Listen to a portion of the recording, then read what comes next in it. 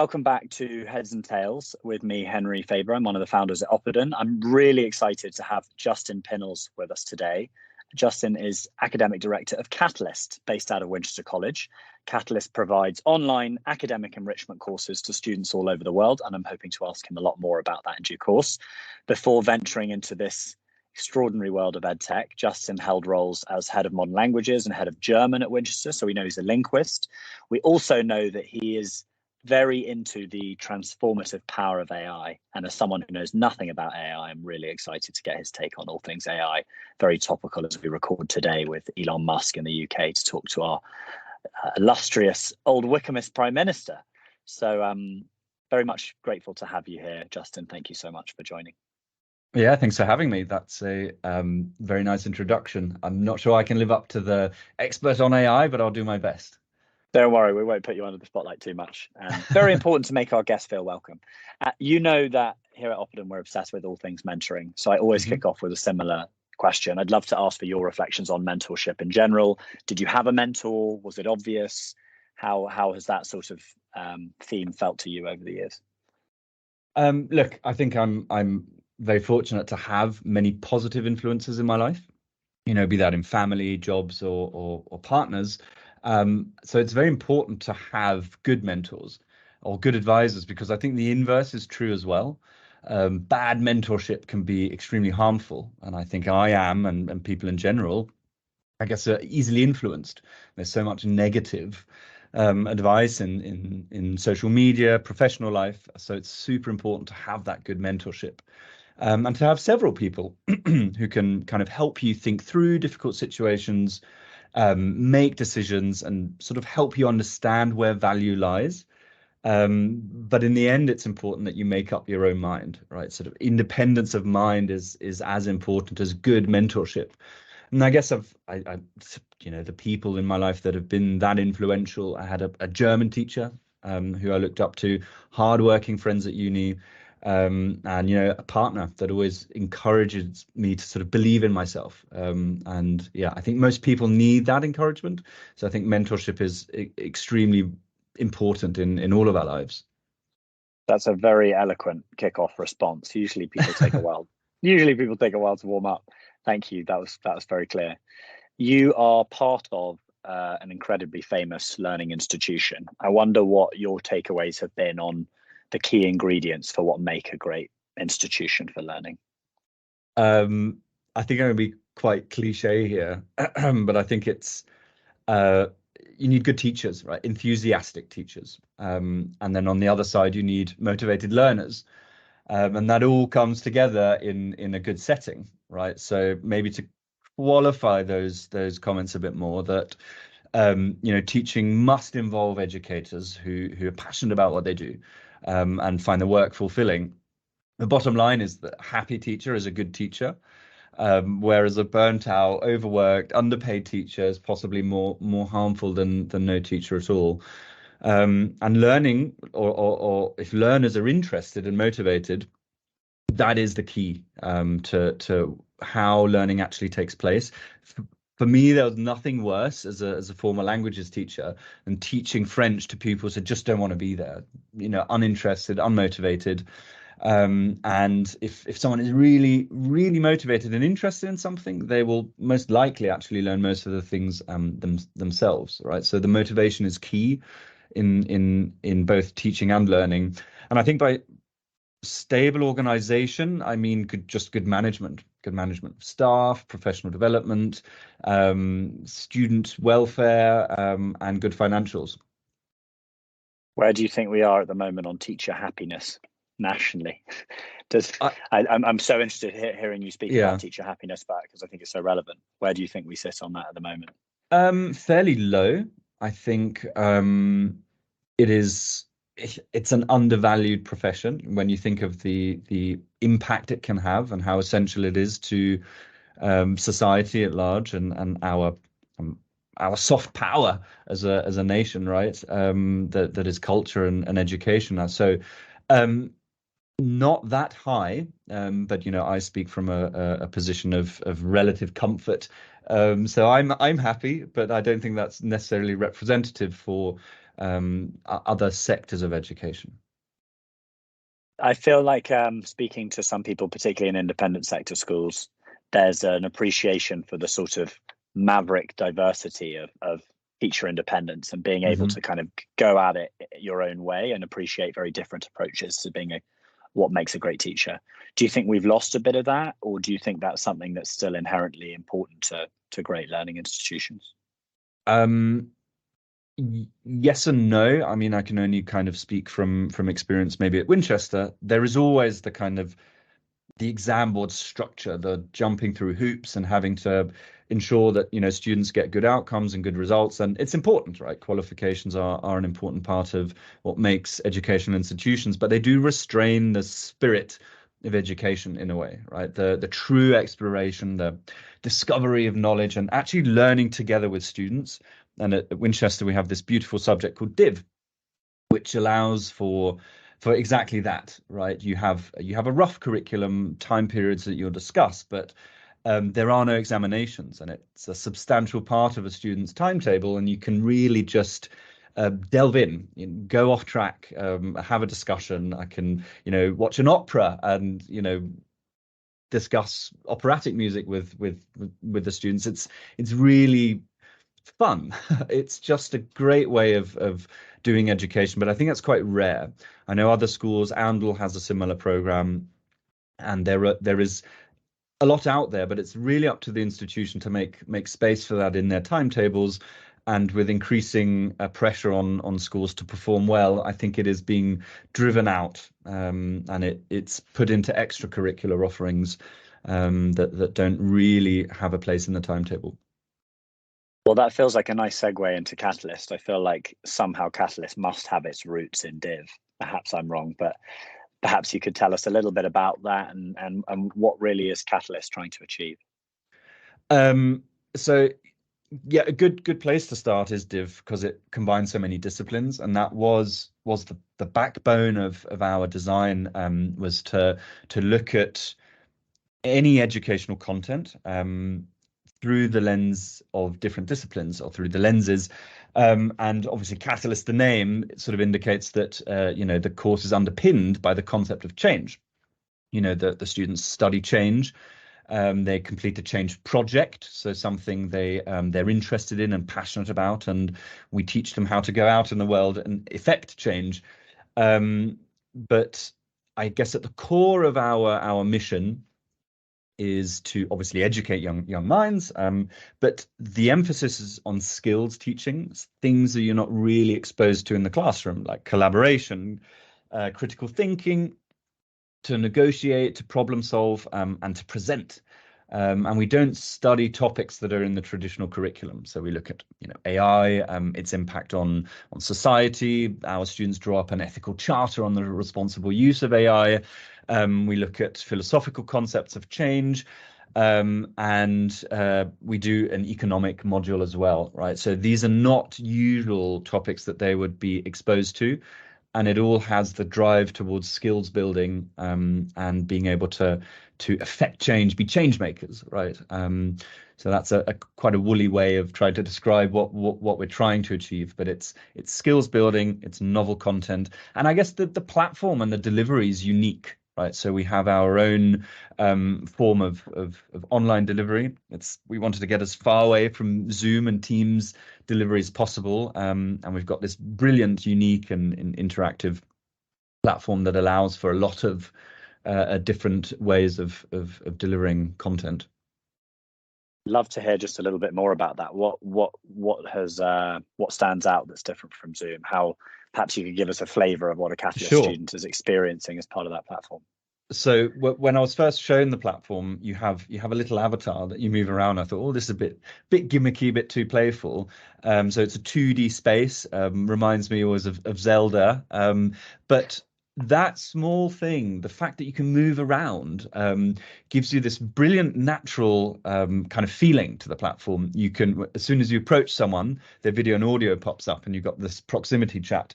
And you can quite naturally bump into people, or someone will come to me after a session. Oh, I had a question here. Groups of students will form and they'll talk in between sessions or afterwards. And it lets us program these really almost kinesthetic ways of lessons, right? So we do the ethical charter activity, which is a bit like a Model UN activity. You have interest groups that research something, and then they break out into other rooms, into different teams, and then come back and negotiate. And you'll have sort of people going round to other teams and moving around this space, right? And just trying to conceptualize that in teams, it's impossible.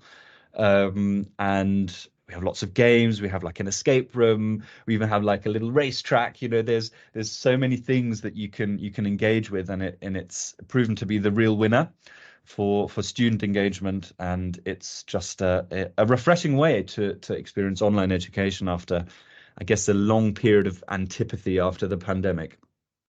That's so lovely to hear that the student engagement is there. I think that's everyone's fear with any kind of ed tech product online, and moving into more of that kind of hybrid space. I suppose ultimately your customers are the parents, because they're still children, they're students underage.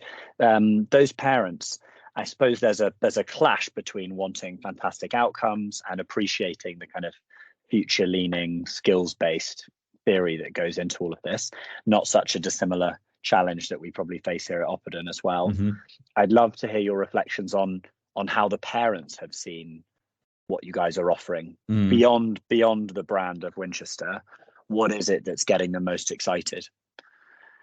I think the most common feedback is how they perceive a transformation in their kids, that they come out with confidence, and the sort of conversations at the dinner table are so stimulating because of the content they've been exposed to, and we give the parents quite a hands-on experience at the end of the week. So they'll come onto the platform, and all of the students present in little booths their change projects. So parents can go around and sort of interact and quiz these kids, and they can see firsthand sort of the outcome of the week. And it's just a brilliant way of, again, using the platform, because it's like a little fair that they can see, what has my child been working on all week. And we then provide quite a detailed transcript as well at the end on, the skills that they performed really well in, and maybe how to improve in other things. So yeah, I think those are two quite tangible outcomes that the parents have at the end of this. But skills are enormously difficult to assess, which is, probably why education more traditionally looks at, I guess, knowledge assessment. So we've been working very hard to establish an assessment framework for skills where we can more reliably give feedback and then make recommendations as well. There's a lovely quote in the middle of your homepage that says, "As a father, I'm finding it much harder to win those conversations over the dinner table." And I feel like that's a lovely qualitative embodiment of how parents can see change and transformation. I think that's lovely. I share your interest in exploring that difficulty or that complexity in assessing skills. I think that's such an important thing if we're to prove that those skills matter and that they deserve a place at the top table. All the right people are saying they do. It just feels like there's so much still to go in terms of sort of putting it on a par with a knowledge-rich curriculum. But I agree with you. That's great. I promised I wouldn't go too heavy on AI, so we won't. But I would love a little bit of a reflection on the value of AI in current context, and a bit of a best guess of where you think this might go. Not to ask you to be the oracle, but the best you can. No. I think it's an awfully saturated discussion as well. So I get my takeaway is, I guess that this current stage of the technological revolution really, for me, means that the individual is empowered by AI, right? So, I mean, just as an example, this is the age of personalized tutoring. Like for £20 a month, you can get the most powerful personal tutor in the form of ChatGPT. It can practice concepts with you, explain things with different sort of reasoning frameworks. It can assess you, it can give feedback, and it's infinitely patient, right? So all of these things, if if you just try it yourself, they're extraordinary, right? And that's what I kind of sort of mean by the empowerment. But I think it's super important that we recognize that there are skills increasingly that AI will take over, and to get ready for these redundancies. Obviously, we cannot forget the basics of these skills, but we should be using the time freed up on the skills that humans are best placed to do. And I actually, if you look at sort of language teaching again, we've been experiencing something like this for much longer than the mainstream. If you look at Google Translate, right, it makes it absolutely impossible for teachers to reliably mark any work that students do at home. And writing is something that machines increasingly do better. It doesn't mean we shouldn't learn it, but it sort of maybe the drilling and the absolute accurate mastery is something of days gone by. Instead, let's focus on these skills like listening, speaking, cultural understanding, and a sort of more emotional connection to foreign languages. So I always think that AI can be seen like this. It should free up the time for sort of critical tasks, for synthesis of knowledge, for creation of original things. And it's given me such autonomy in my work and efficiency. You know, I can do graphic design, I could sort of write up marketing strategies, converse with what feels like a group of 100 experts, right? So it's really, it's been transformative for my work. And I think every individual can avail themselves of this. It's a sort of real democratization of knowledge. It's, yeah, super powerful. Love that. I feel like you've given a very eloquent but optimistic and really sort of positive sense of it. Are there niggles? Are there worries, particularly in a school setting? Yeah. Does it prey on your mind a bit of what could go wrong?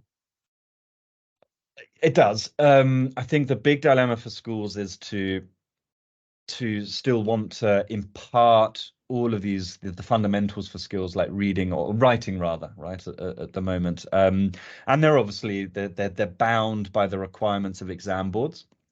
So how do they keep step with this kind of technological scene and how the real world sort of uses AI or knowledge to solve problems? And how do you actually create settings that basically use AI to solve problems without, I guess, degrading the learning outcomes that are necessary to even get to these stage. We're in a lucky position that, you know, we learned how to write traditionally. We can discern when an AI gives us text, oh, this is good, needs improvement. We can, you know, because we've benefited from the old way.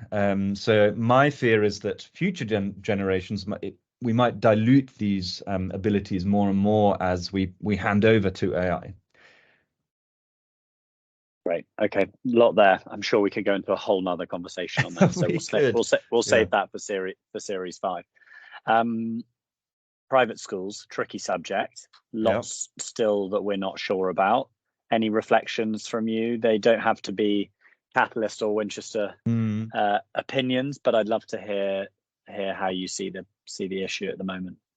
Yeah, I think, look, talking about the future of independent schools without sort of being political is almost impossible. We are all aware of threats looming, so I'll try and balance my view, obviously, because I might come across as slightly biased. But I'll start with the biased bit. I think independent schools are wonderful institutions. You know, they're stalwarts of culture and innovation and education. Obviously, they have clear financial power, but as I was sort of saying earlier, there's a lot of soft power that comes with these institutions, given their academic output. I grew up in Germany, so I do know what good state and non-exclusive education can look like. And that's not to say that Germany's schools are not in desperate need of modernization, but Britain has exceptional schools, you know, independent schools that really should act as a model for state education. You know, the solution is not to peg them down and could be seen as to punish them. I think that's a slightly misguided solution.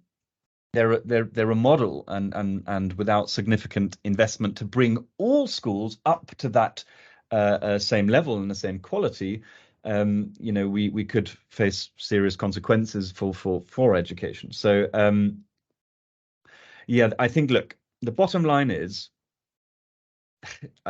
it shouldn't make a difference if you pay to be educated or not, but it does. And the way to fix this, in my mind, is to understand how private schools are able to provide such stellar education and bring all schools up to the same quality. How we achieve this, don't ask me, but that's my kind of, I guess, ideological conviction. Thank you for that. Thanks for sharing. And GCSEs, Times Education Summit, huge number of other really important sort of studies and investigations into the state of GCSEs. Mm-hmm. How would they look if you had total say in total control? Total control. King for a day. Yeah, king for a day on GCSEs. Yeah, on the back of what I was just saying around AI, they need to be more appropriate to how technology is moving, but it's always a catch-up game, right? So AI is potentially very disruptive. So its management, its integration needs to be managed. And because it's changing how we use knowledge. I think in line with Catalyst as well, there needs to be greater focus on skills and skills assessment in GCSEs rather than rote learning. Not to say that knowledge acquisition is going to be redundant, but yeah, look, for languages, I often felt, not for everyone, but the GCSEs are counterproductive. They don't teach a love for languages. They estrange quite a lot of pupils in the run up to year 11 and sort of give them horrors about oral exams, and then they just drop it, right? So I do think something that GCSEs do well is they teach you how to be disciplined. That revising, commitment, the individual exams are not that difficult, but it's just the volume, right? And it's such a formative experience in a young person's academic career to commit to this. So very good exercise and discipline, I think, an enormously important diagnostic tool for Oxbridge. But what? I'd possibly even just get rid of them entirely.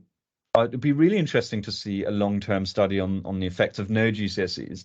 I can sort of hear the year 11s in Winchester rejoicing at that suggestion. But in Germany they don't have exams at that level, and from personal experience, I think I would have struggled at 16 to commit in the way I see the pupils at Winchester do. I mean, much of what I agree with much of what you said. I think one of the things that seems so crazy is to put so much time and effort and stress into a process that then judges a third of our country as a failure. And that just cannot be a positive way to kick people into adult life by telling them that they're not good enough. And I think there are lots of ways they could be redesigned, but I quite like your idea of stripping back and saying there are plenty of other parts of the world where they don't have these, and people prove themselves very successful. And absolutely, aren't there other ways we can include portfolio style assessment across a couple of years and not have this sort of moment? I agree big time though with the discipline point. I think it's a wonderful pillar to say you're 16 years old and this is a really good chance to sort of hone your craft on something that you'll feel proud of. It's just such a shame that we leave so many people behind through that process, I think. Yeah, we do. Really interesting. We're basically out of time, but I wouldn't want to leave without asking what next for you. I'm sure there are lots of secret plans at Catalyst, but what could you share with us about what would be a huge sort of big pillar of success in the next 12 months for you and for the organization? Well, I think we're past the proof of concept stage. So now we're looking to expand, right? And we've got an enormously busy year ahead. Lots of B2B opportunities. We're going to go into a stage where we're going to run programs in parallel. That is a huge challenge, for delivering the same quality across courses, but also a good problem to have, and further establishing our skills assessment framework, and becoming a recognized player in the field, so to speak. But I guess also passing back into mainstream education, for want of a better word, our knowledge about AI, and what can we do to maybe contribute to this discussion around all the things we were talking about today, really. You know, what does good examination look like in this age of technology? What skills need to be taught in the classroom? Yeah, and just keep on innovating. You know, keeping abreast with all these changes, and yeah, helping kids to make the world a better place. Lovely. Well, good place to finish. Thank you so much for sharing the time with us and doing No, so eloquently, and excited to see what next for Catalyst and for you personally as well. So thank you, Justin, very much. thank you for having me on. Thank you very much.